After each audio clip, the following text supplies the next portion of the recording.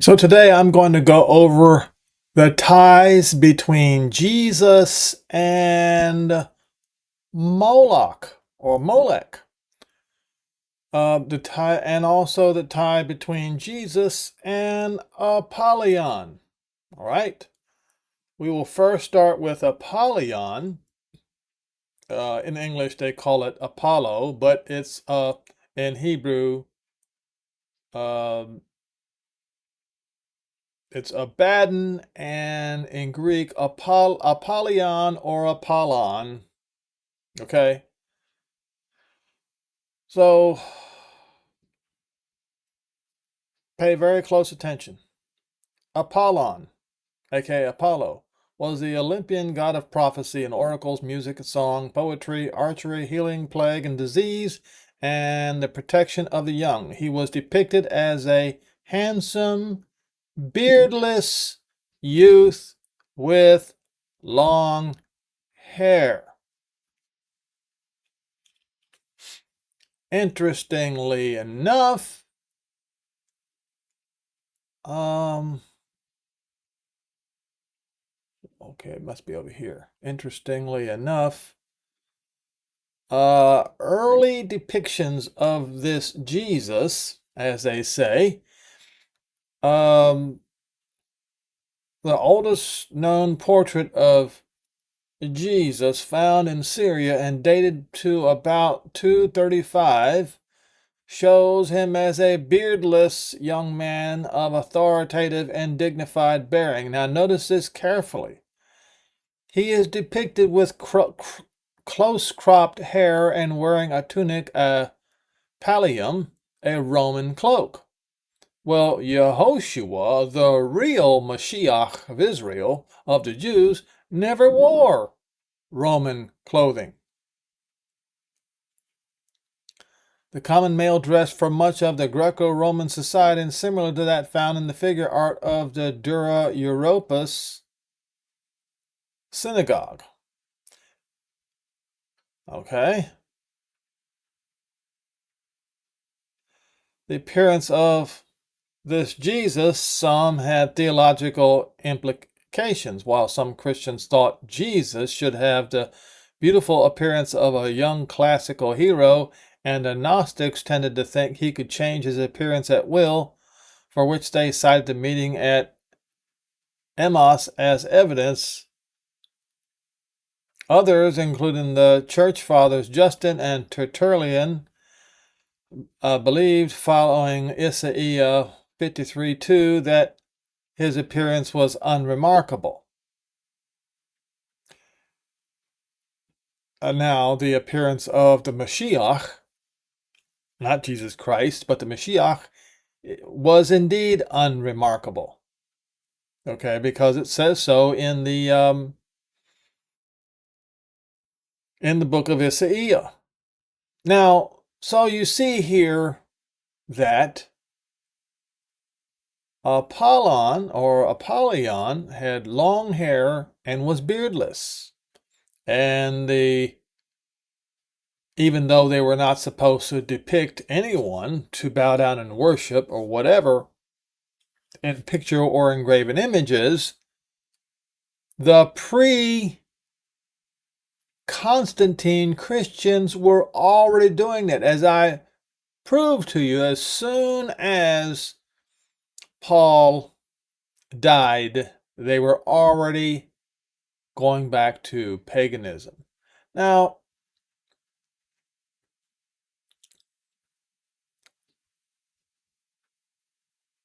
I would prefer to go to, where was, well, I don't know if, is it here?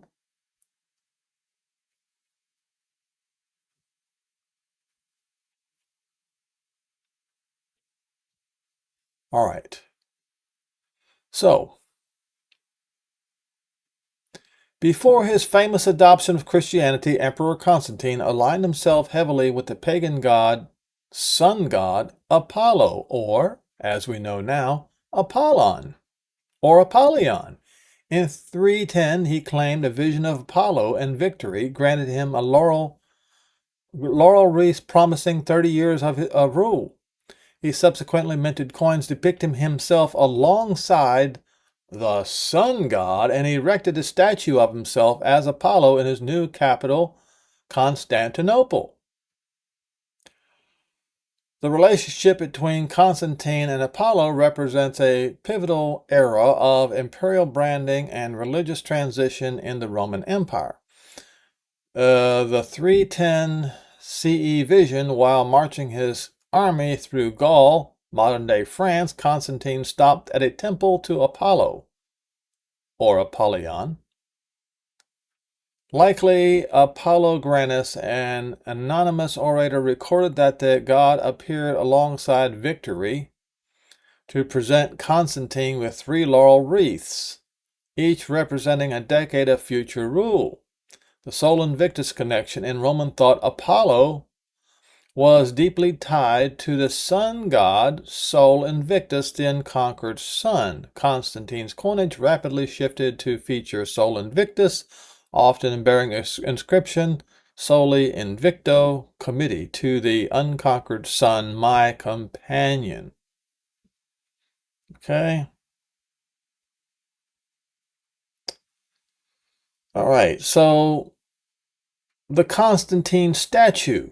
This was when Constantine founded his second Rome, Constantinople. He erected a massive porphyry column in the center of the newly built forum. Atop the column sat a statue of the emperor himself, crafted in the likeness of Apollo, holding a globe and a spear. Okay, so let me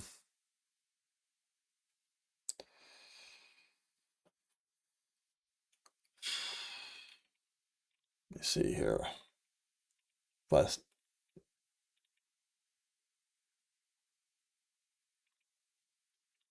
if there's anything that I need to. Now you got to remember, Constantine was the founder of the new Roman Church, as they say, with his Constantine Creed that I've gone over so often. Now this is the Constantine's cross, and as I have shown you many times, it is the star of Remphan, as you say, the star of Molech. This is what you Christians accuse the Jews of wearing. Now, why do I wear this? This right here is to remind you Christians that Christianity is the one solely responsible for the Holocaust. You Christians, you put this on all the Jews in Europe, just like you did in during the Crusades, to single them out for persecution and death. All right.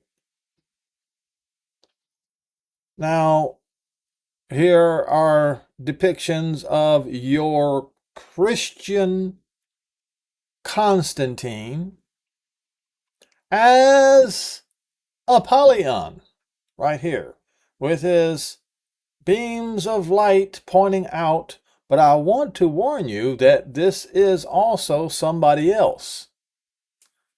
A depiction of somebody else. But this is Constantine,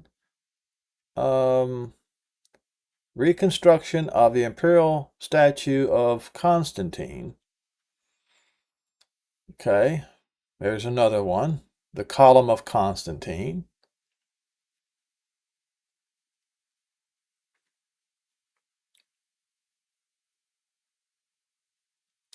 So between 324 and 330, Constantine built a new city, New Rome, at Byzantium, on the Bosphorus, which would be named Constantinople for him. Unlike Old Rome, the city began to employ overtly Christian architectures containing churches within city walls and had no pre-existing temples from other religions. Yes, but it still had the image, the graven image of Constantine as Apollyon. Now, I want to remind you folks about the fifth shofar sound. The fifth messenger sounded and saw a star, and I saw a star. Now, this is deceiving to say a star. That is absolutely 100% incorrect. The first word is stars, plural. And star comes after. What does that mean? That means it's typically stars, plural, in multiples. Okay?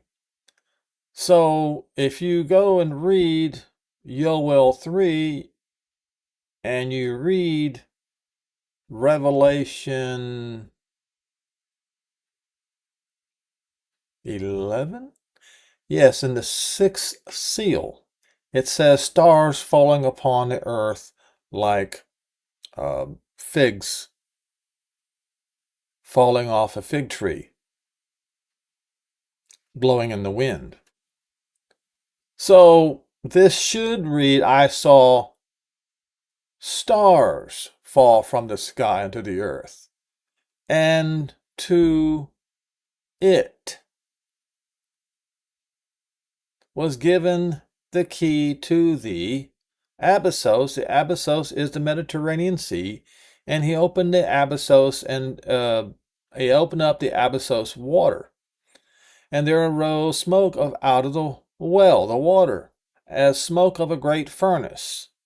Now, according to Cephas in the book of Acts, this smoke was actually vapors and smoke. So steam and smoke, which is what would happen when a very hot number of meteors fall into the Mediterranean Sea in the abyssal zones, which would be on either side of Italy, of a great furnace. Yeah, it would be like the steam and smoke from a great furnace. And the sun and the air were darkened by reason of the smoke of the well. And there came out of the smoke locusts upon the earth, and unto them was given power, as scorpions upon the earth have power. And it was commanded that they should not hurt the grass of the earth, neither any green thing, neither any tree, but only those men which not have the seal of Jehovah. See, now this is another lie. God has no affiliation with Jehovah, Elohim of Israel, whatsoever. As I have proven to you folks many, many times, God comes from the German word Gott, which is the national idol, graven image of the Geats and all of the Germanic tribes, including the English, in their foreheads. And it was to them that was given that they should not kill them, but that they should be tormented 5 months, and their torment as the torment of a scorpion, when he strikes a man. In those days shall men seek death, and shall not find it. Why? Well, what I find interesting, in a society where the right to bear arms is a right, men who seek death will find it. In Europe today, they don't have the right to bear arms. In fact, knives are regularly regulated. So it's going to be more difficult in the land of the abyssal zones, aka the Roman Empire, to find a way to die. They shall desire to die, and death shall flee from them. If they even try to find a way to commit suicide, they'll just sit there and suffer. Now the shapes of now I'm getting to the messenger, the angel of the abyss, what his name is. The shapes of the locusts were like unto horses prepared for battles, and on their heads, as it were, crowns like gold crown. And you can see that on Apache helicopters, by the way. It's not gold, but it says like, resembling a gold crown.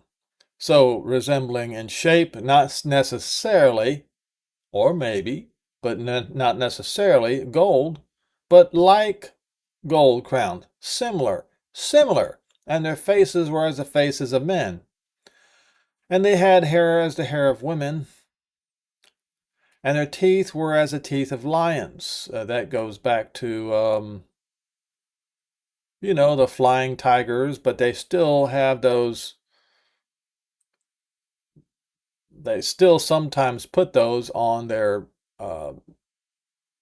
helicopters and whatever. And they had breastplates like breastplates of iron. Were they actually breastplates of iron? Well, steel looks like iron, doesn't it? You can even make aluminum look like iron. So when it says as it were, it's like breastplates of iron, similar to. And the sounds of their wings was as the sounds of chariots of many horses running into battle. Now that right there is not difficult to understand what this is then. And then when you add the next one, and they had tails like the scorpion. And it didn't have stings in their tail. It says sharp point on their tail. Well, that's another feature of a helicopter. Have a sharp point. That's not a sting. It's a sharp point in their tail. And their power was to hurt men for 5 months, but not to kill them. Why? Because this situation caused some kind of revolt in the Roman Empire. And they had a king over them, which is the messenger of the abyss, whose name in the Hebrew tongue is Abaddon, but in the Greek tongue, his name is Apollyon, or Apollyon, or Apollon. Okay. Now, I want to show you. Here is a relief of Soul, right there. Okay? Long hair, and back in those days, beardless, even though, you see, Yehoshua was not beardless in his adulthood, because Orthodox Jews were never beardless. Okay, they could trim their beards if they wanted to, but they couldn't cut their beard completely off. This clearly is beardless. Long hair with these sharp points. And as I pointed out to you, I can show you. This is one of the so-called Jesus with sharp points, or rays of light, as they say. But also, and you can look it up. You see, watch this. With points of light.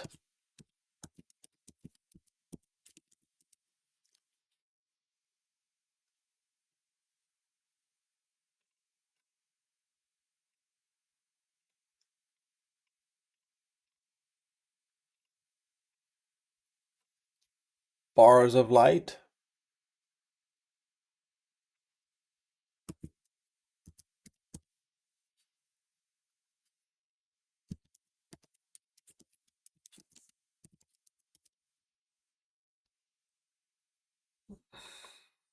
Okay.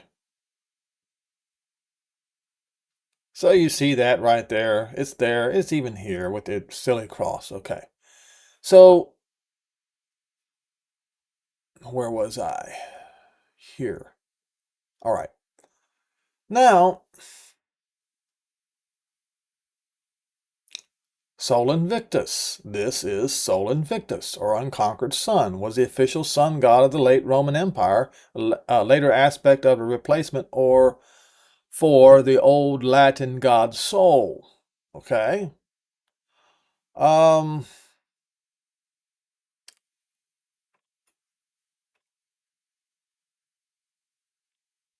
Here's another picture of him. And this was made by a priest of Jupiter, or Zeus. Okay?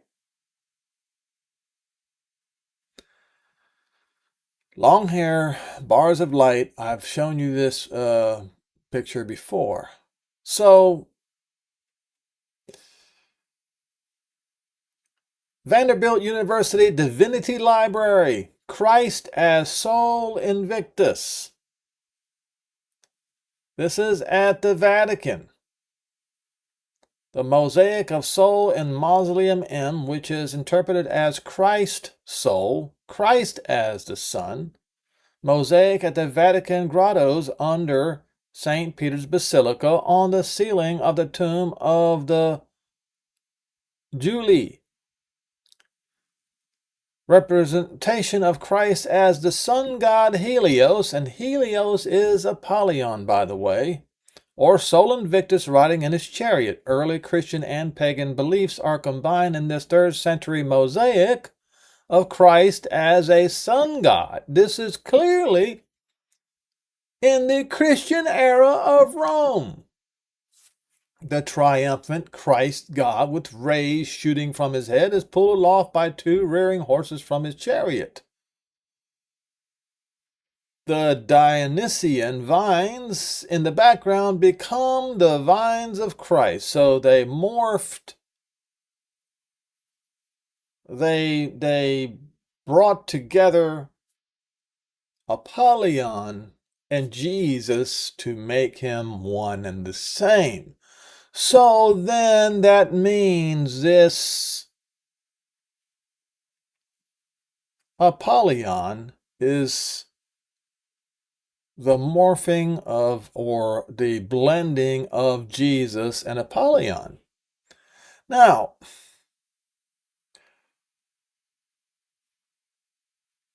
somewhere here, did I lose it already? It might be here.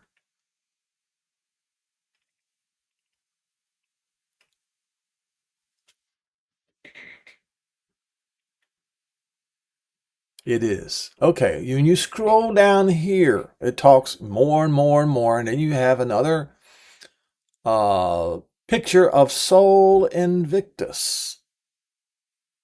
Now, the identity of Aurelian's Sol Invictus has long been a subject of scholarly debate based upon the Augustan history. Some scholars have argued that it was based on Sol Elagabus of Emesa. Others, basing their argument on Zosimus, suggest that it was based on Malakbel, or Malakbel, solar god of Palyrma, on the grounds that Aurelian placed and consecrated a cult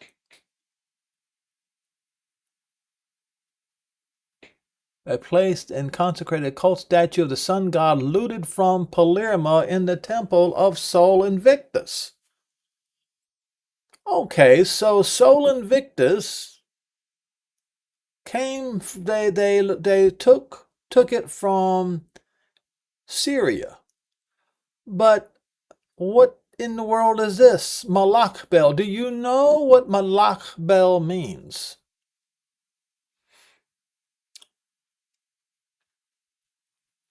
All right. So what we're going to do is we're going to go to Leviticus 18:21. And you shall not let any of your seed pass through, or let's see, carry over, okay, to Molech. Now, let us look at this word. It means king, the chief deity of the Ammonites. Now, the Ammonites live right next to Syria. But the word comes from Malak, meaning king. So, Malakbel. Now, let's continue to read this. I think, or maybe I'm done. Okay. So here's what we'll do. Malakbel. We're going to read this, but we're going to look at this picture. You notice a long-haired, beardless youth with a halo around his head. This is Malakbel. So Christians are worshiping Malakbel, but who in the world is Malakbel? We go back.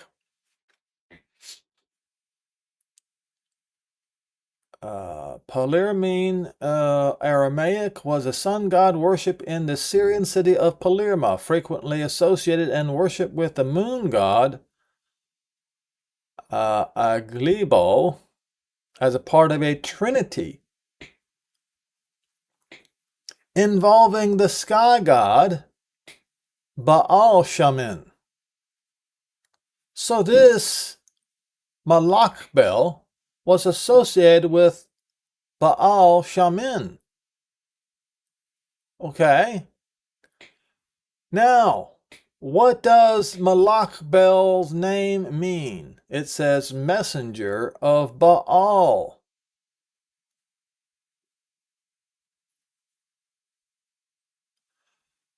So that means Jesus is the messenger of Baal. He is Apollyon, the messenger of Baal. Now, Malakbel, Malach, is Molech. This is what you Christians worship, folks. This is Malakbel. But you guys put a beard on him because you realize that all Jews had beards. All Jewish men, grown men, had beards. But you still worship Moloch. So when you go to Revelation 2,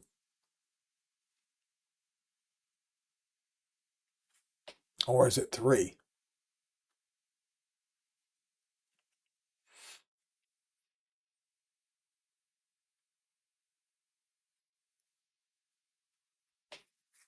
This is talking about Christians. You see, these congregations in Philadelphia, Laodicea, and so on were Nazareth. And of course, the women were called Nazarim. Okay? They were not Christians. They were never called Christians. You Romans came up with the term Christian along with the Greeks. My point of this video is to prove to all of you that Christians worship Moloch and his messenger.